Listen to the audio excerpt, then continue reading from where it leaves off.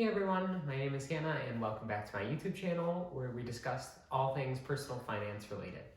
Today I wanted to go over our April finance update. Obviously, with the help of the stimulus checks that we got in the month of March, we were able to supercharge our investments and were able to put a bunch more money into our investment accounts than we were able to previously, and I'm extremely happy with all the totals that we have reached this last month.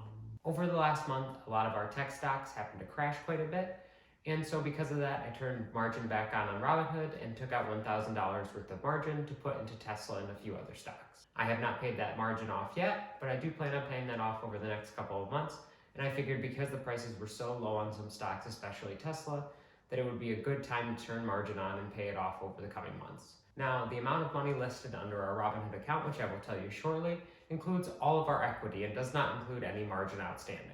The margin outstanding is taken off of that total, so even though the stocks that I purchased on margin are included in this month's purchases, they are not included in the total of the Robinhood account. So starting off with the purchases made in our Robinhood account, and this is quite the list, so get ready for it. Starting off, we have NIO with 14.04 shares. NIO dipped quite under what my price target of 45 was, and even under 40 for a little while, so I decided to continually add to my position in NIO, as I do think that they are strongly positioned to become one of the biggest EV manufacturers in China.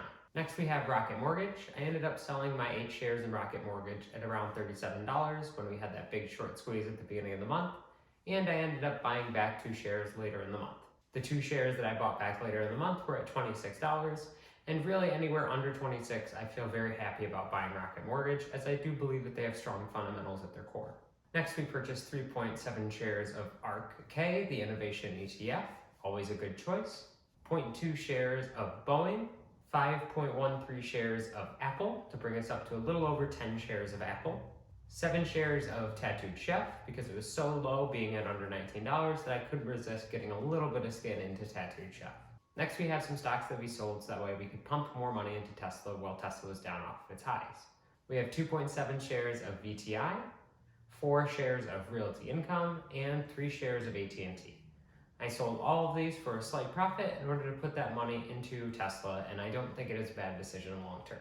Next, we have Beyond Meat. I purchased 0.27 shares. Alibaba purchased 0.1 share. Next, we have Shift, the used car company. I purchased 20 shares of that since it was around $8 per share.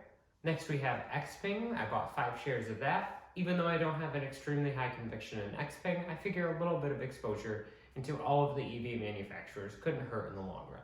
Next, we have GHVI, again trying to expose us to more of those EV manufacturers that are just starting up and could possibly become big one day, and we purchased 7 shares of that. We purchased 0.06 shares of Amazon, 5 shares of CCIV, another EV related stock, and 1 share of Blink Charging, a charging company for electric vehicles. So that was a ton of stocks that we purchased in Robinhood over the last month, and I was extremely excited to buy a lot of these stocks when they were down off of some of their all-time highs, and down sometimes near 15 or 20%. And that has really shown in our portfolio even over the last week as the market has started to rebound a little bit. So we managed to pump $2,300 into Robinhood over the last month, and the Robinhood account has grown to $8,583.59. Next, we move on to Webull, which has seen just a small increase in capital gains. Webull has been brought up to $303.69. Next, we have our M1 Finance Roth IRA. Over the last month, while Tesla was dipping so significantly, I decided to restructure our Roth IRA in order to make that even more Tesla-centric. So what I did was I increased our percentages in Tesla and both of the ARK funds that are in our Roth IRA, and decreased or eliminated some withholdings that we had in that position previously. So we managed to put $1,080 into the Roth IRA, and the Roth IRA has grown to $3,545.42. Next, we have Coinbase, and this is where the beginning of this really big snowball of investing over the last month started. Bitcoin went down to about $55,000 and a little bit under, and so I continually put a lot more money into Bitcoin and a little bit more into Ethereum as well. So we managed to put $730 more into Coinbase over the last month. That means with capital gains, Coinbase has grown to $1,236.87. Next, we have our 401ks, which have definitely grown a little bit over the last month. My first job's 401k has grown to $2,234.80. And lastly, the Second Jobs 401k has also grown over the big 2,000 milestone as well. Second Jobs 401k has grown to $2,025.86. That means the total for all of our investment accounts has grown to $17,930.25. It's crazy to me that we are almost about to crack the $18,000 milestone, as I had assumed that we would barely be able to hit $20,000 by the end of the year, but it seems like that $20,000 is more than a manageable goal by the end of the year, which I am totally excited about. This money is set aside for our future and will help us do many different things that we want to do, such as retire early or buy a house. And having all this extra money laying around for our retirement makes us feel a lot more secure about our future. Next, I want to go over our net worth and spending totals for the month of March.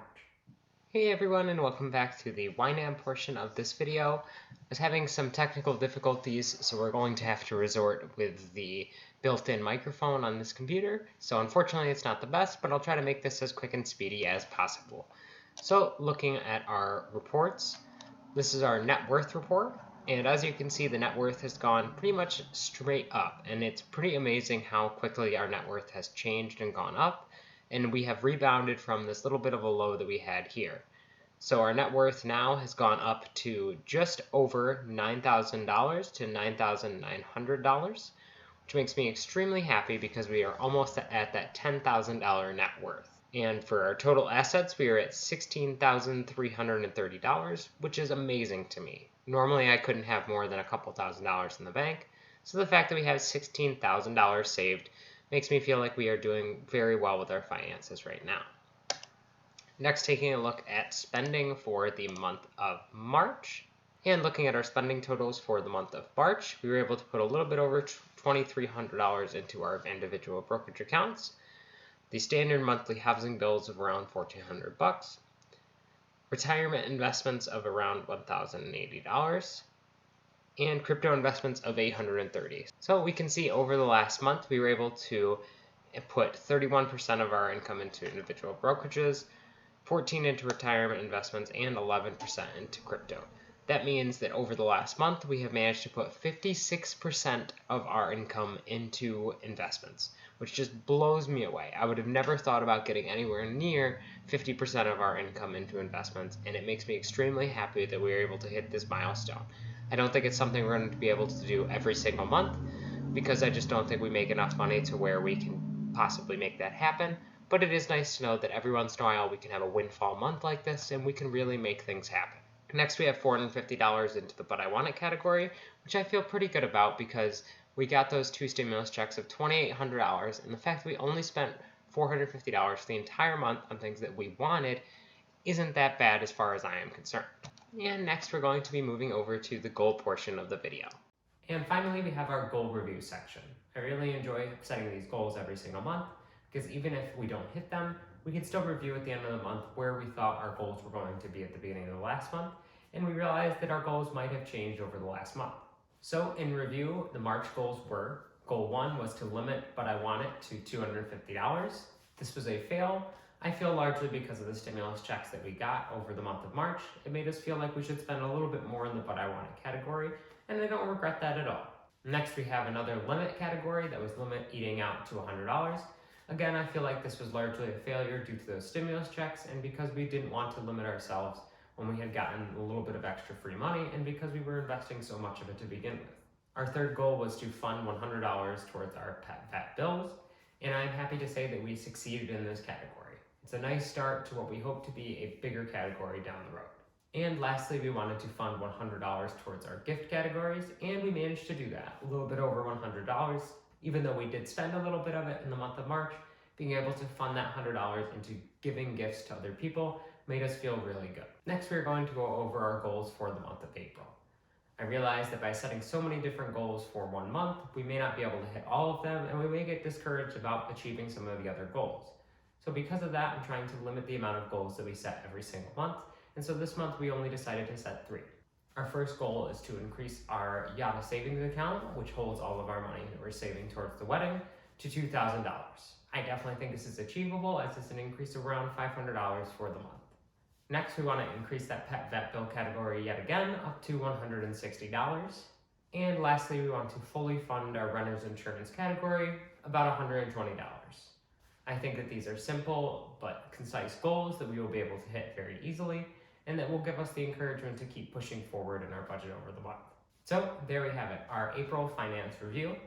I'm so excited about all of the extra money that has gone into investments, and it's awesome now that we're at this point to where our accounts are growing so much that when I see 1 or 2% changes, either positive or negative, I can see that big swing over and over again, and it makes me happy to know that we have so much money working for us that it's beginning to compound to help us make even more money.